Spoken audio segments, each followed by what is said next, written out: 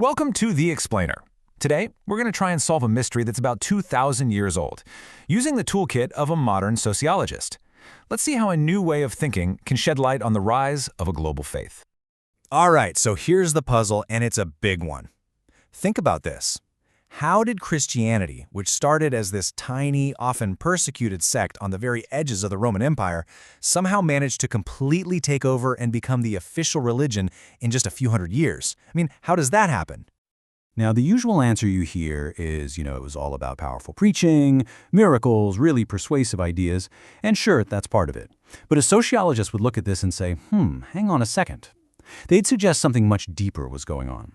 It wasn't just about a new set of beliefs. It was about offering people a completely new way to live.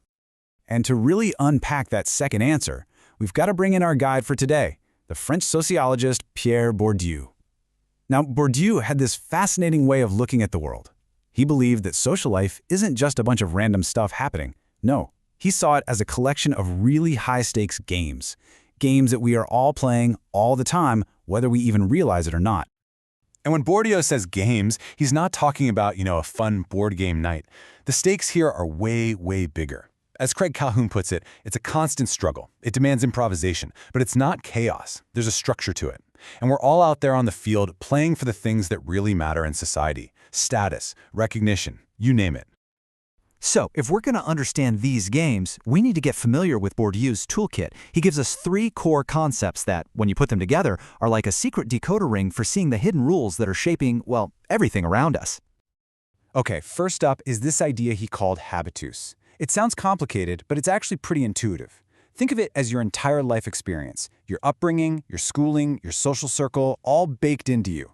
It's not a rule book you memorize. It's that deep down, gut level feel for the game. It's how you just know how to act in a certain situation. Bourdieu had this brilliant, short way of putting it. History turned into nature. That's it right there. Your habitus is all that social history getting so deeply ingrained in you that it just feels natural. Like the way you talk, the food you like, even the way you hold yourself. It all feels like it's just you, but it's really the product of the world you grew up in. All right, so every game needs players, and every player needs chips to play with, right? Well, for Bourdieu, those chips are what he called capital. But, and this is super important, he wasn't just talking about money. He blew up the whole idea of capital, saying we're all using different kinds of resources to try and win the game. He breaks it down into 4 main types. First, you've got the one we all know, economic capital. That's your money, your property. Easy enough. Then there's cultural capital. Think of this as your knowledge, your education, your accent. Next up is social capital, literally who you know. It's your network. And finally, there's the one that's kind of the ultimate prize, symbolic capital. This is about prestige, honor, and recognition. It's what makes all your other capital actually mean something. So we've got our instincts, our habitus. We've got our chips, our capital. But where do we play the game? Well, that happens on what Bourdieu calls a field. A field is basically any social arena where people are competing.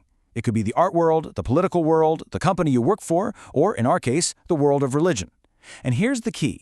Every single field has its own unique set of rules.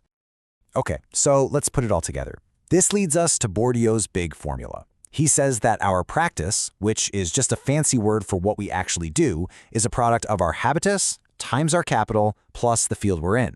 It's your ingrained feel for the game plus the chips you're holding, all played out on a specific playing field. That's what determines your next move. All right, so now we've got the toolkit. Habitus, capital, field. Let's head back to our original mystery. How did a small group of early Christians manage to win the game for the soul of the Roman Empire? This is where the work of historian Alan Kreider is so cool. He takes Bourdieu's ideas and applies them to this exact question. And what he finds is that the secret to Christian growth wasn't a killer marketing slogan. Nope. It was something he calls a patient ferment. See, becoming a Christian back then wasn't like signing up for a newsletter. It was a slow, years-long process of completely rewiring a person's habits and instincts. And what did that process create? You guessed it, a brand new Christian habitus. Their everyday actions, things like radical charity, incredible patience, and a commitment to nonviolence spoke volumes. They were, as Kreider says, eloquent. Now, you have to remember the field they were playing on. Roman culture was all about power, violence, and status. So when this new way of life showed up, it was weird. And because it was so different, it was also incredibly attractive. So here's the bottom line. The early Christians didn't win by out-preaching the Romans. They didn't win by out-arguing them. They won by outliving them. They offered a completely different and, frankly, a more compelling and humane way to play the game of life. And that new habit has proved to be absolutely irresistible.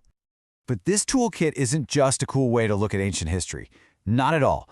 It's actually a super powerful lens for understanding the hidden struggles going on inside faith traditions all around us right now. It's amazing how neatly Bourdieu's ideas map onto the world of theology. For example, what a theologian might call spiritual formation. That's basically the creation of a specific habitus. The authority of the church? That's a form of symbolic capital. What this shows us is that even within religion, there's a field, an arena where people are constantly competing over what counts as the right way to believe. And you see this play out in big theological debates. Think about it. Is real faith something that comes from above, from ancient traditions and official doctrines? Or does true faith come from below, from the real, lived experience of people, especially the poor, like in liberation theology? This isn't just an academic debate. It's a power struggle over what kind of capital is most valuable. It's a fight to define the rules of the game itself. So this is all fascinating for looking at history, but here's where it gets really personal. This framework, it's not just academic. It's a practical toolkit you can use to start seeing the invisible games that are shaping your own life every single day. So how do you do that? Well, here are 3 things to try. First, start questioning your natural instincts. The next time you have a gut feeling about the right way to act, stop and ask, where did that come from? That's your habitus talking. Second, try to decode the fields you're in. At your workplace, what gets you ahead? Is it raw skill or knowing the right people? That tells you what kind of capital the game values. And third, this helps us demythologize success. So often, success is really just a perfect, and often lucky, match between a person's habitus and the rules of a particular field. So in the end, Bourdieu's toolkit is this incredibly powerful new lens for seeing the world. It shows us that we're all players, in all these different games, running on instincts we've never really stopped to examine. And that leaves us with a really important question to think about. In the big, important games of your life, your career, your relationships, what are the unspoken rules you've been playing by? And once you see them, are you sure you want to keep playing the same way?